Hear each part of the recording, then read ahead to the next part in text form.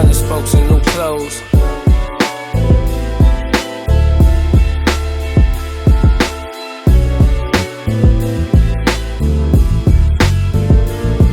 You know, it's Super Bowl week is just always a great thing. You never know who you run into, right? And I remember being a teenager and my infatuation with running backs.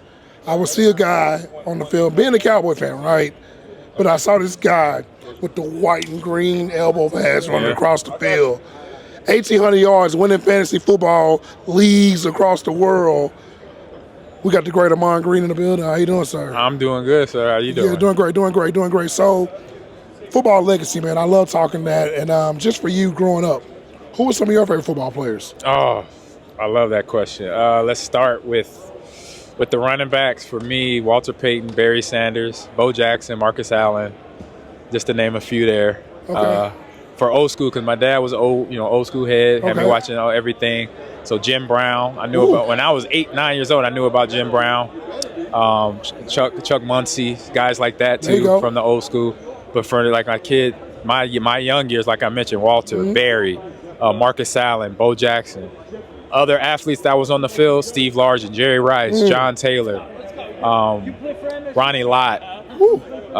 Sound like you were a Niners fan. Were you a Niners fan growing up? Yeah, grew up a Niners fan. Grew up in California. So Roger Craig, Ronnie Lott, Brent Jones, the tight end. Jeez. Legends. Bill Walsh, the head coach there. West Coast, understood what the West Coast was when I was probably 9.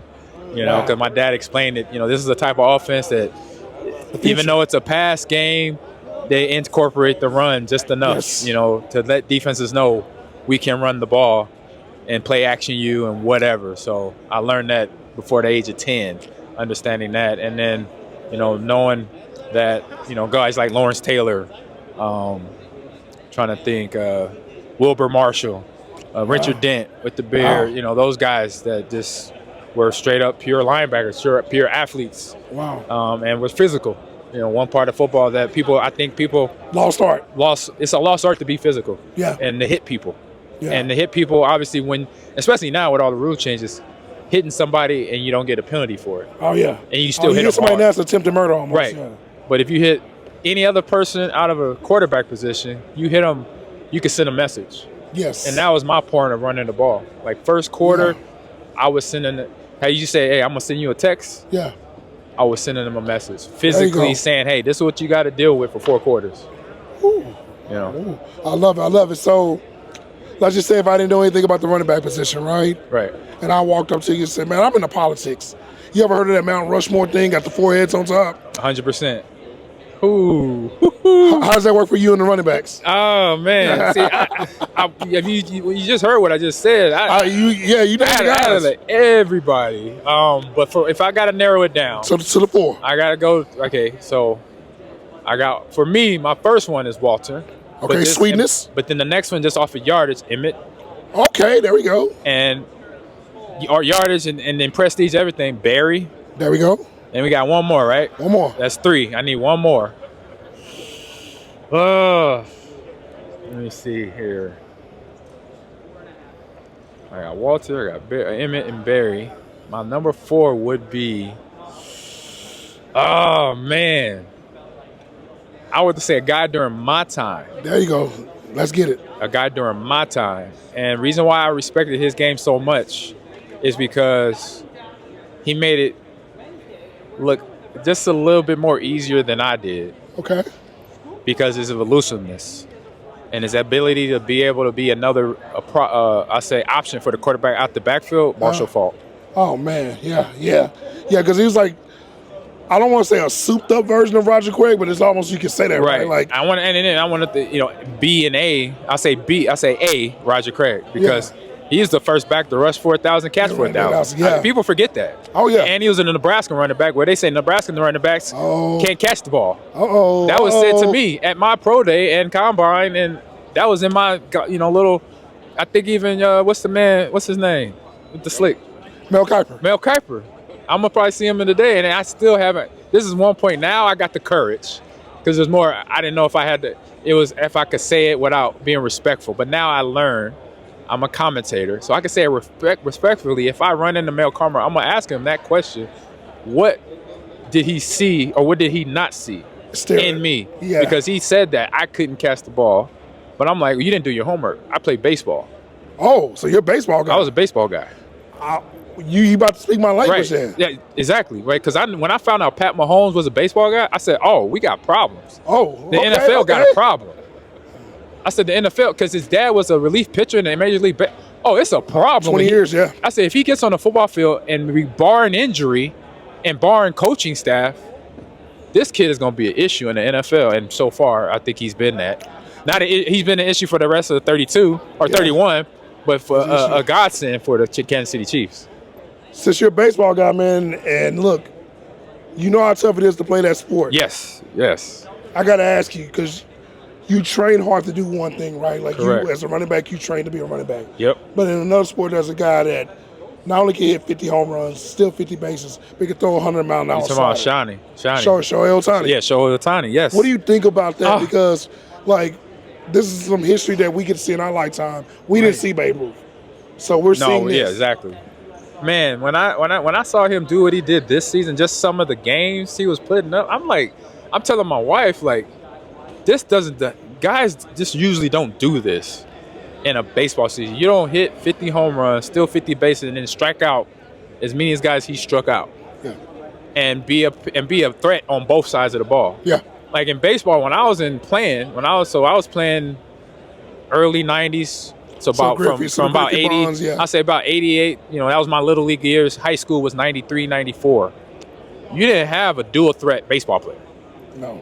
Okay, you had a baseball player, okay, either one, oh, he's a good hitter, or he's a good pitcher, or he can steal bases.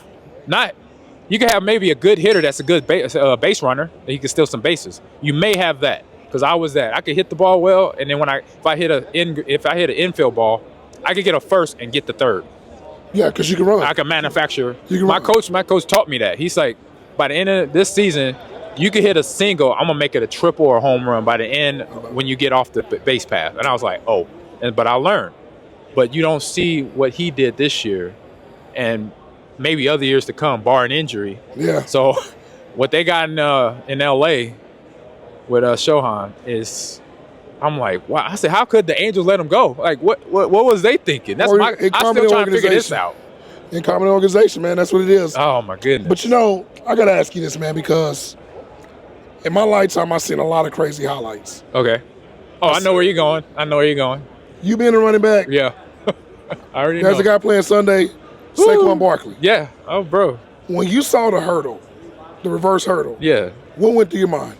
I remember my high school sophomore coach, varsity team, always telling us never as a running back, other than going over the top for a goal line, touchdown or a first down, but never to leave the ground. That was seared into my head. Never jump, unless you're going for a first down or over the goal line for a touchdown. Got you. Never jump, especially jump and then turn backwards. So for me, was a visualization of that coach yelling at me, don't do this, don't do that. But then also like, he did it. And he did it in a way you saw him think about it. You saw the moment he's like, oh, I'm gonna jump over this guy backwards. He said, you can see it in his eyes. Yeah. Because he saw him coming. Because I could, when a good running back, when I saw you coming, it was a problem for you. So when you want to watch running backs, good running backs run. Go back and watch old school running backs to even current ones. When a running back sees you, it's a problem. So it was a problem for that defender only because he was able to make a decision. Okay, I'm going to do this, turn around, and boom. So it's all instinctive. Wow. So he knew he was going to jump over him backwards because he saw the angle and what he had done already. He already did a spin move. He came out the spin move. So the one guy's, their hips are already going one way because they expected him. But he elevates.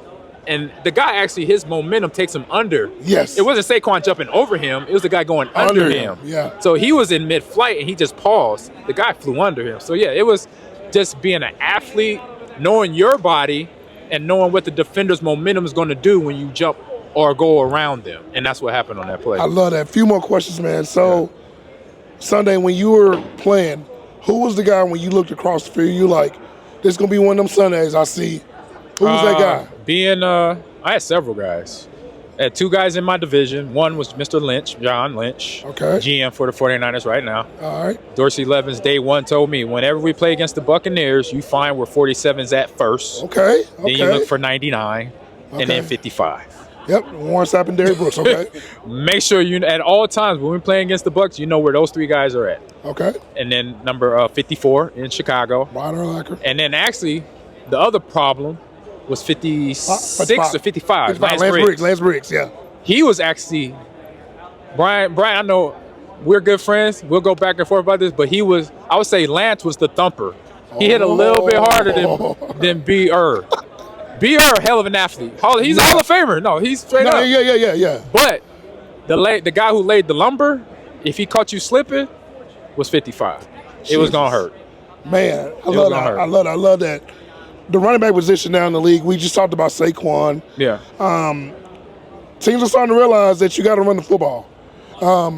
We got a team in the Super Bowl right now with the Eagles. He's probably the X factor of them winning this Super Bowl. 100%. We look at Baltimore, a few plays, Derrick Henry changed their whole landscape. What do you feel like as a former running back?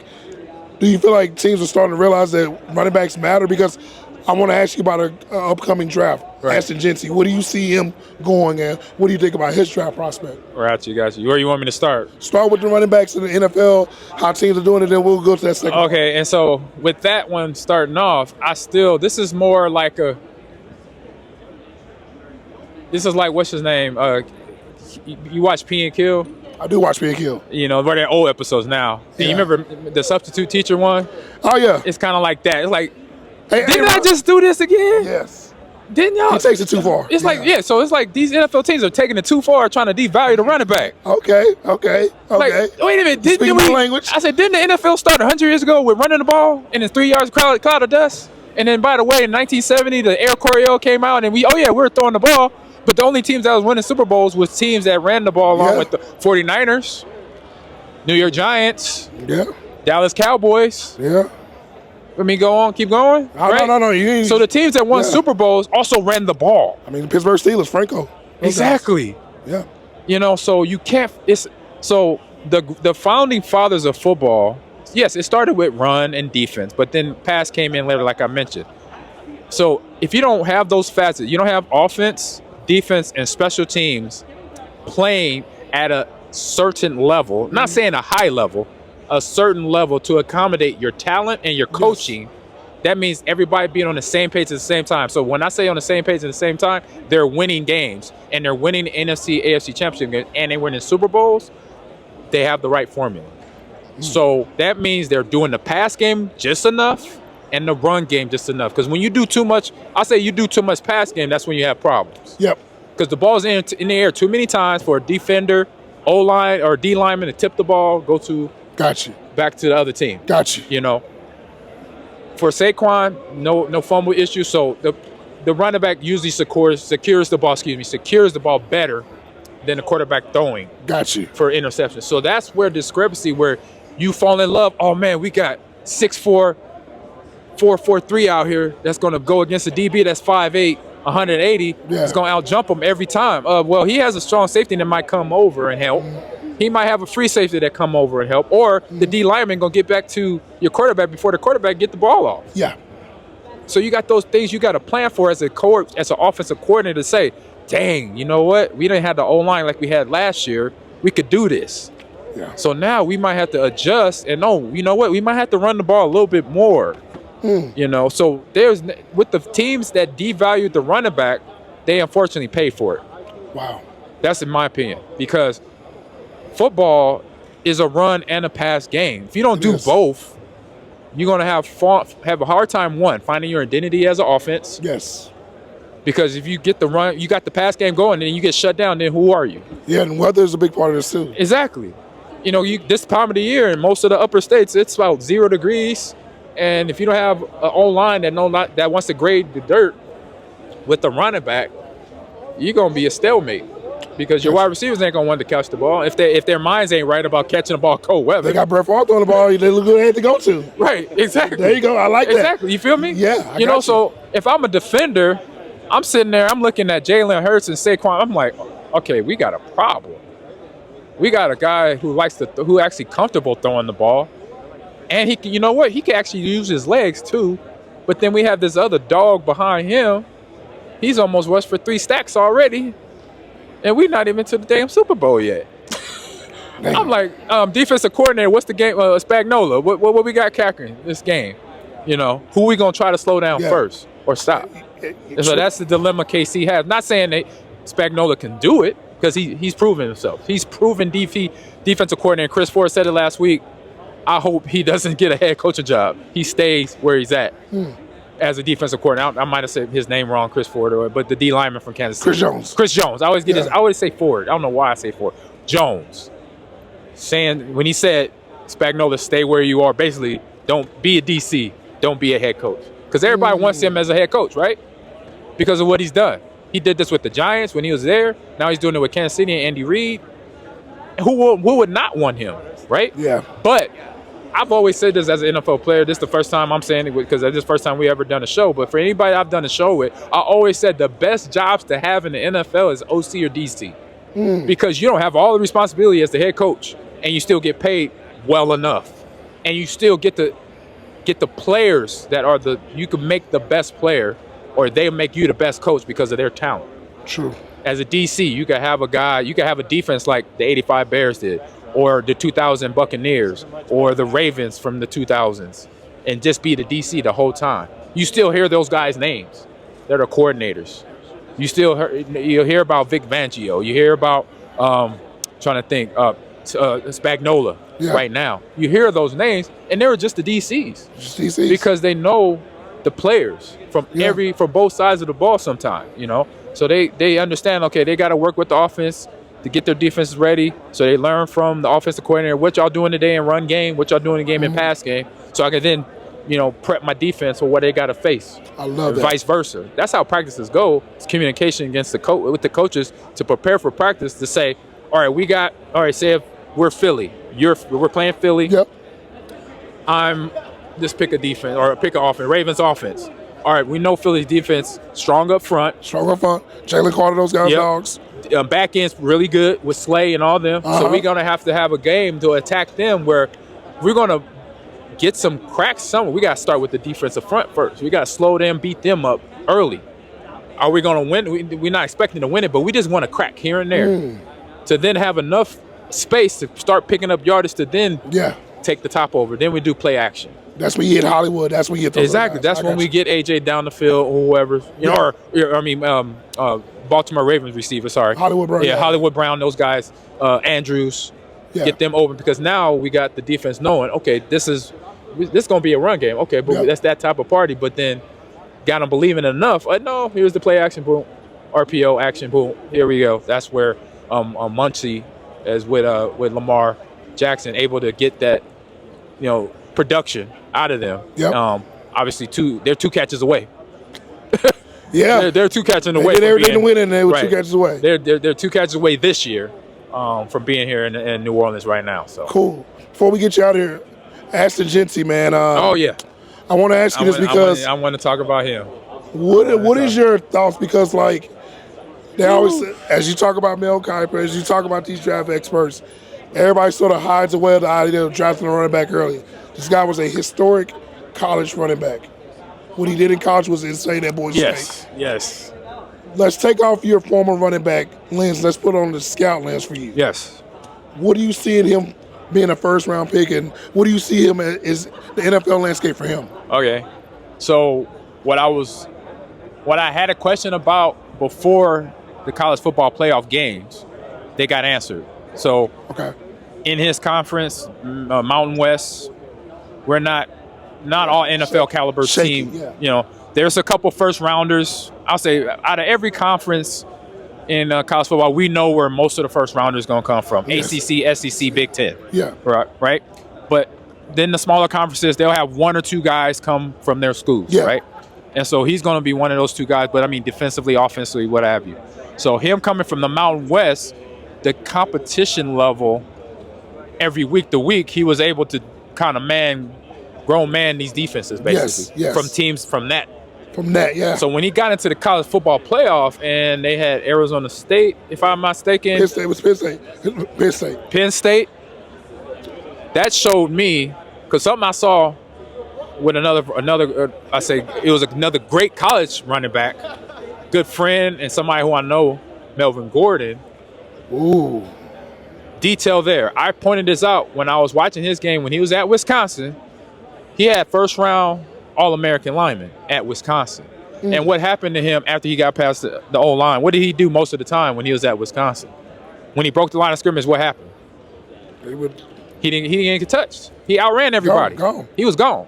Because usually his offensive tackles and O-line, guards and tackles, was able to get not only to the first level, block the defensive front, they were able to get to the second level. So all he had to do was deal with DBs. Yeah.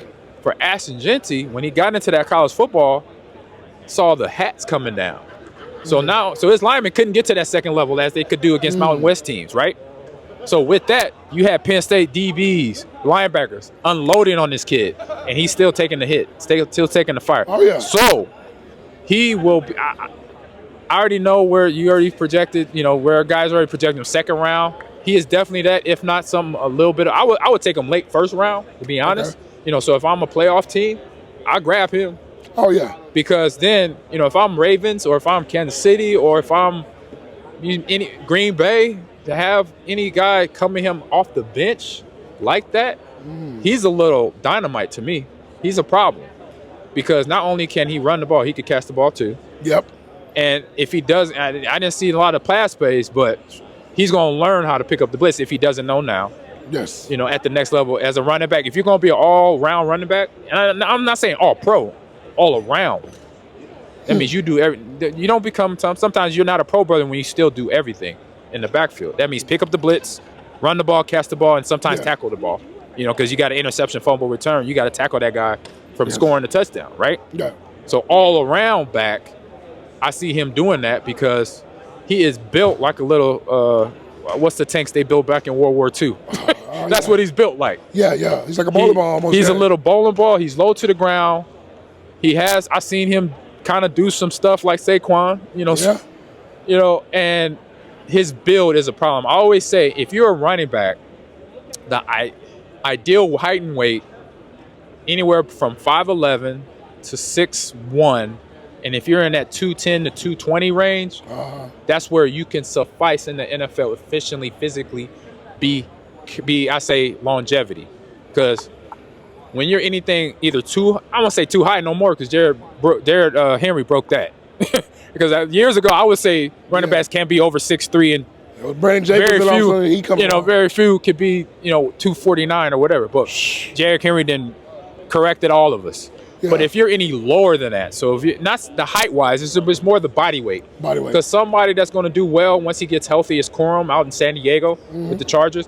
I like his build. I like Blake. I like his build. He's built no different than Ashton. Short, squatty, muscle. It's the muscle, right? Because I remember at Nebraska, when they recruited me, everybody was teasing me, hey, man, you look like LP. You look like Lawrence Phillips. God, y'all built, y'all walk the same. Y'all talk, and I'm like, and we did, when I looked at him and I compared my body to his body, we were pretty much a match. He was 6'2", I was 6'1" by the time I got out of there. He was 239 at one point. I was 215. I was lean, 3% body fat. He was 3.9% body fat. So it's when you come down to science of thing, and I only say that for any running backs that are his size, talking about Ashton's size, if you're in that range, you're going to have a nice, if you get in a nice system in the NFL, a coaching staff that knows how to use it the proper way and doesn't mess you up. It don't wear you out. Don't wear you out, and good. I say breakup of pass the run. He could have a nice little career. Love it. So that's my scout. So if you come, bring him in, get him into the offense, make sure he picks up the blitz, because if he doesn't know how, he's going to learn how. And then that's going to be the guy where not even the scout's going to trust, but the coach is going to trust. Because if the scouts trust, the coach is going to say trust and put him in the game. Hey, we need him for the situation to pick up the blitz or run this screenplay, or we need a house call. We need a big home run right here. There we go. He's going to be that back. Love it. Well, man, I want you to do this, man. I want you to plug everything that you got going on right now and let everybody know where they can find you on social media. Right now, so I'm the co-founder of Alumni Media Network. So it's a former athlete network of podcasts, shows. I run the esports wing, so I basically talk about video games, man. That's me, man. I'm a Madden guy. I'm a 2K guy. I'm a Call of Duty, Halo, Tekken, Smash Brothers, Mario Kart. Okay. You know, I do that on my podcast every Wednesday at 2 p.m. on Ahman Green TV, on Twitch, and on Kick. Actually, on Kick, it's Ahman Green's Gamers Lounge. Okay. I'm on TikTok, Ahman Green's Gamers Lounge. Green and Gold G Lounge, I do every Tuesday morning with my teammates Dorsey Levins and Gilbert Brown at 10:30 a.m. Central Standard Time. Gotcha. And that's on my Twitch channel, Ahman Green TV. Yep. And then I do Believe in Packers. That's the reason why I'm doing all these interviews today, Believe in Packers. And that's on Spotify, iHeart, wherever you download your podcast at. And that's Believe in Packers. And my last one, The Drive, on 93.7 The Ticket out of Lincoln, Nebraska. Yes. And that's every day, Monday through Friday, 9 a.m. to 11 a.m. Central Standard Time. So, I'm doing it. Gamers Unite. I knew it was something special because Gamers Unite. I'm a huge gamer. What's your game? My game of choice right now. Yes. So, of course, I would easily say Call of Duty. I do nothing but hardcore 24/7 Nuketown. I'm a typical guy on that. That's where I get all my challenges completed. I've been playing Sifu. I don't know if you ever played that. Yes. Yeah. Okay. Sifu. Brother from another mother right here. People sleeping on Sifu, man. Sifu's a tough game. I cannot wait to the end of the year because you know it's going to be dropping. GTA 6. Finally. Will change the world. It was supposed to drop last year. Will change the world. Of course. Man, I play everything. So, I'm a PC gamer, PS5, Xbox. You may catch me on Forza, may catch me on Gran Turismo one day. Me too. Yeah, I go everywhere. I would say one game that I do play, if you're a PC guy, it's a game called Ready or Not. Gotta check it out. I heard of that. I haven't played it. It's a SWAT game, man. When I tell you, I heard of it. If you're into the Tom Clancy Rainbow Six, yep, I do. I played all the Rainbow Sixes. Yeah. So it's literally that your SWAT team. It's you and four of the friends, and y'all just doing SWAT team and going on missions. But I'm a huge gamer, man, and it's good to know that you're a huge gamer. I'm gonna make sure. It's a lot of athletes. I tell guys and girls that I know they're gamers. And for the guys that were my teammates, I'm like, why are you hiding it, bro? Oh man, I don't want to be called a geek. I don't want to be called a dork. Man. You are a geek and dork, man. You playing Madden every day, and you know the nano trick move where you put the linebacker in between the guard and the tackle and then blitz all day. You know that you're a geek when you know stuff like that about a video game.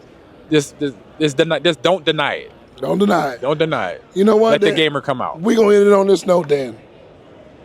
If Ahman Green can be on any other video game besides a football game, and he can be a character of any video game, what video game does Ahman Green want to be on? That's easy. I was just thinking about this because I just came from a fighting game tournament up in Chicago called Frosty. So be Tekken 8. Ooh. I got to be Tekken 8. And I know I hate the copycat, but I like it. It's the Capoeira, the Eddie Gordo. He was just doing it. Your boy was just doing the Capoeira movement. Eddie Gordo. Yes. That would be my fighting style. There. I'm thinking if I was on a fight game, I'll go King of Fighters.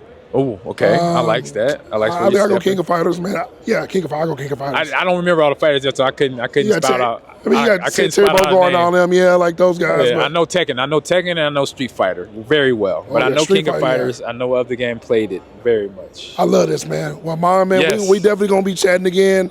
We're going to connect on the Discord because I know a lot of pro gamers myself that play professional sports, and we're in a big Discord having fun. Oh, wow. Up, man. They're going to like what I'm doing on Friday then. Yeah, I'm making a big announcement for former athletes that game. Okay. That we're going to be doing this year in 2025. Let's make it happen, man. Got the announcement. Actually, announcement tomorrow, but then the event on Friday. Well, everybody, it's great to see this guy, Ahman Green, not only one of the best running backs I've seen in my time, big time gamer, great person. All day. Ahman Green, appreciate you. I appreciate you. Thank you so much. You're welcome. 100 folks with new clothes.